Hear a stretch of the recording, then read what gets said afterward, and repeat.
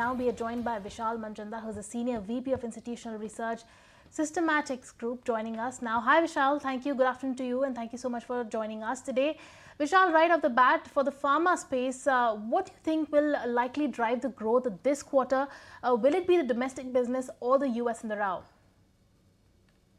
This quarter, the domestic would be broadly around high single digit, as we have seen in the first two quarters, Q1 and Q2.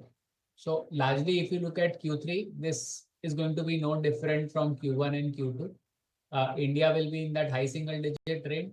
US on a YOY basis will look strong, double digit growth for most companies. Only thing is we are not witnessing any large launch in the US, incremental large launch in the US. So this year probably with the numbers will look good. Maybe in the next four quarters also numbers will look good from a YOY growth perspective. Eventually then we'll see the challenge coming through. The US growth can get stalled maybe FY27 onwards. So for this quarter, I think the US and India both should do well for companies. Freight costs are coming down, so that should help a bit on the margins. I think all else, if you look at the raw material cost, has largely played out on the gross margins. So we don't see any further appreciation on the gross margin front.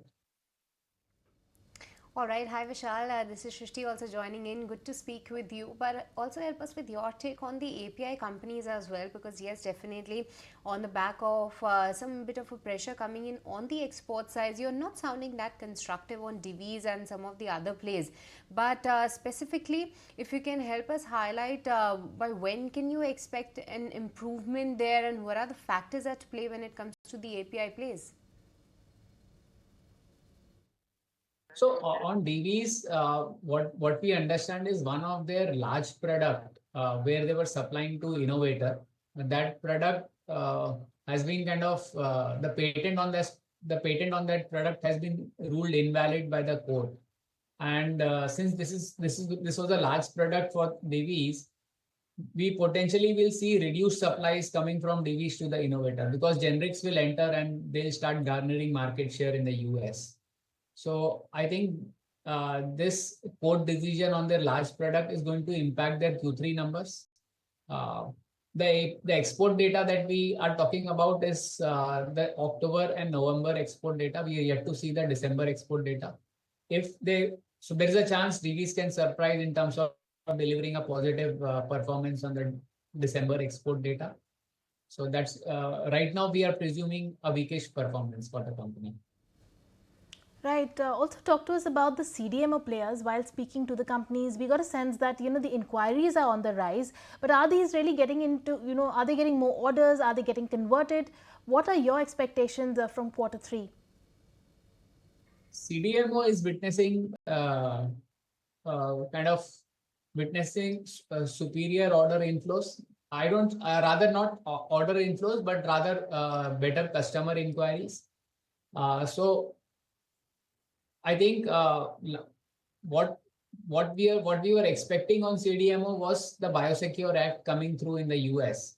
So that's got delayed, but the China Plus One is still playing out. We are seeing customers trying to diversify out of China and building a base in India. So that's helping CDMO companies. We potentially would continue to see low to mid-teens growth in the sector. Capacities is what companies will need to add to ensure that they are able to attract customers. So capacity is something that should get added across companies over time. Now let's focus to the diagnostic space, Vishal. What about that? Because Krishna Diagnostics, on that, your report does say that the ramp up of the new centers to propel the robust growth is underway. Can you tell us more on this? What about the other companies also? Now that Metropolis has said that they will increase the prices, how much price increase are you expecting? What could actually play well within the diagnostic space, and how are you reading into it?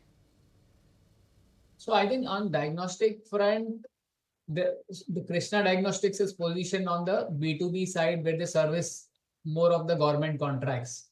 While these private players, Metropolis, Dr. Lal PathLab, they are on the private side.